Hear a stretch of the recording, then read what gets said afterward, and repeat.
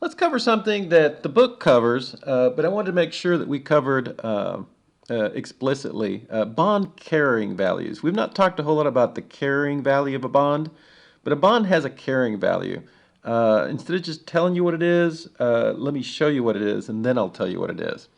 So here we have an example on January 1st, 2017. Corporation issued $100,000 of 7% per 7% interest per year bonds.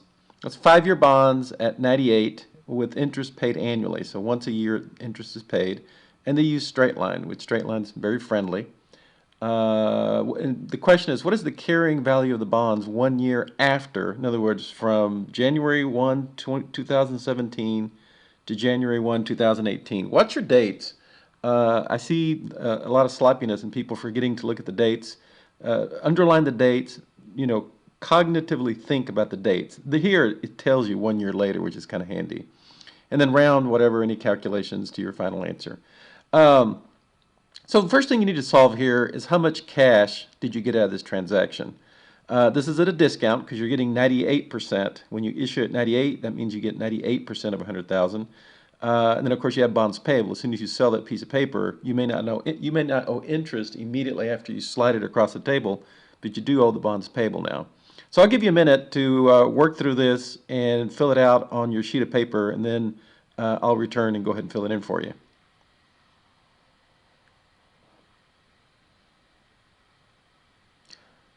Okay, I assume you restarted the video now. Let's go ahead and see what entries you would make. Well, you make 98,000. That's 100,000 times 0.98. And then bonds payable is always what the face of the document says. They were issued at 100,000. And then you end up with your discount on bond issuance. Notice that it's a discount because you did not get your full 100,000. You only got 98,000. So that's 1/1/2017. Now let's look at 1/1/18, which we're working with 1/1/18 now. I will give you a minute to pause and work through. I gave you the accounts because if you're crediting, excuse me, I got this wrong. Let me make this clearer. There. If you're debiting discount on bond issuance, that means you got two debits here and you got a credit here. We need to work this debit down. That's why we're crediting it here over the life of the bonds. But I'll give you a minute to pause and see what entries you need to make.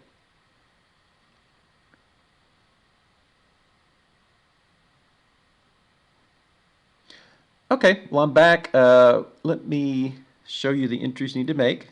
Go ahead and patch this up. You notice that the interest expense, right? The interest expense is calculated based on a couple of factors here. The first one is cash. Anchor yourself to cash because cash is always the face of the value of the bonds times the percentage per year. Notice we're doing a full year here. If we were doing a half year, it would not be 7,000. It'd be half of that, it'd be 3,500. So pay attention to dates or you get into trouble when you're doing bond calculations. So cash is your anchor, 100,000 times 7%. That's how much you're going to have to pay because that's what the sheet of paper says you have to pay. And then the discount on bond issuance, again, we're working down this initial debit to discount on bond issuance, and we're working it down off of 5 years. So it's 2,000 divided by 5 years. We're doing a full year is $400. So that gives you the two credits of 7,400. And then interest expense is basically these two added together. So this is basically the result of these two. You notice that in class at times I was showing this a little bit differently. I was showing it like this. I was doing let me see. In class, what I was doing, which is the exact same thing, I'm just highlighting that I'm doing it a different way now in case this way makes more sense to you.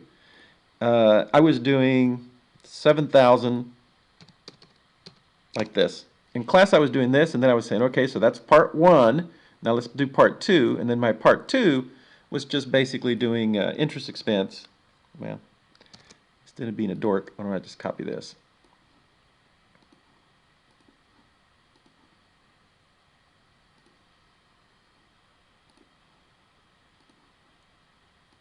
Magic of Excel. I was doing this.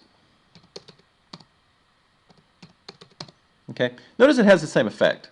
Basically, this is beholden to what's on the formal bond document, and then this is just the amortization, the lowering of the 2000 year by year. You notice that again, same entry. We credit discount on bond issuance, and then we debit interest expense. This entry, though, okay, this entry is this entry. Okay. So on test day, as long as you can get to what it is that's debited and what it is that's credited in total, you'll be in good shape. All right, so let's go back to the original question. What is the carrying value? Okay, the carrying value, the book tells you how to calculate it, but I just want to make sure we covered it in one of these videos. The carrying value is very simple. You take what you paid, okay? In this case, this is what you paid, right? So let's go ahead and bold that. Notice it's what you paid, it's not what you owe on bonds payable.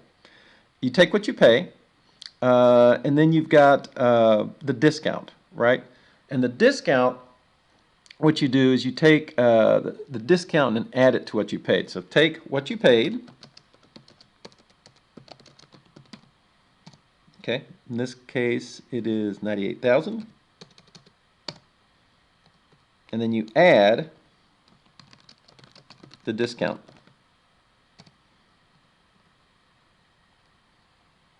Okay, and discount that you've amortized out. And that gives you 98,400. Okay, if you are careful to note, you will notice that on 1/1/18, the carrying value, this is the CV, the carrying value of these bonds is 98,400. If you play along here, though, what you will notice is little by little, the carrying value is going to one day reach 100,000. So when you're adding the discount, you're adding the cumulative. Let's see, the cumulative discount that you have amortized. Open it up so you can see it. So what you're seeing here is we happen to have only taken 1 year's worth, so that 1 year's worth happens to equal the cumulative. But I want to show you a trick here that hopefully will enhance understanding. Let's spread this out. 3, 4, 5. 19, 20, 21, 22. Okay, so let's spread this out. Notice that 17 plus 5 is 22. So the carrying value here, 1/1/19, again, what you paid, and now we're going to add 800. Okay, we're adding 800 because at the end of 2 years we'll have done 2 of these entries that amortize, that bring down this initial debit. Okay, so we have the initial debit, and then we're working it off with the credit. Note that our balance at the end of the second year is going to be somewhat higher. Do it, this, plus that. Yes, I know. Ugh.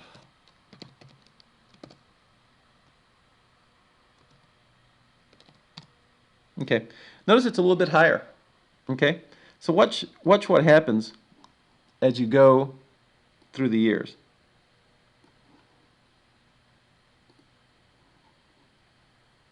In this case, instead of 800, we're going to have 1,200, 3 years worth at 400. And then we're going to have 1,600. And then lo and behold, look at the last year, 2,000 will be the cumulative that's been taken, which happens to match what the debit was originally. So at this point, at the conclusion, right, at the conclusion of the entire period, the carrying value is now equal to the par value. Okay? So I want to just show you that relationship. If we had a premium, if originally instead of 98 we had sold at 108, everything here that I told you would be reversed. Most importantly, instead of adding the cumulative discount, you would be subtracting the cumulative premium that you've taken thus far here at the bottom. So if you add all your premium entries that you make, working off the premium, it would show you what the carrying value is. So anyway, so what you paid, and you always add to what you paid the cumulative discount. or you add the cumulative premium that you've taken thus far, and that's how you calculate bond carrying value. I just want to show you this. It's in the book. I know some of y'all are a little bit hesitant to actually crack the book and read it. It's really important you read the book. Pay attention on Blackboard to the omissions list. There's a document that has the omissions list on it, and that, especially with Chapter 9, there's a lot of omissions, things we don't focus on. But Chapter 10 is pretty much covered completely. I hope you found this video useful.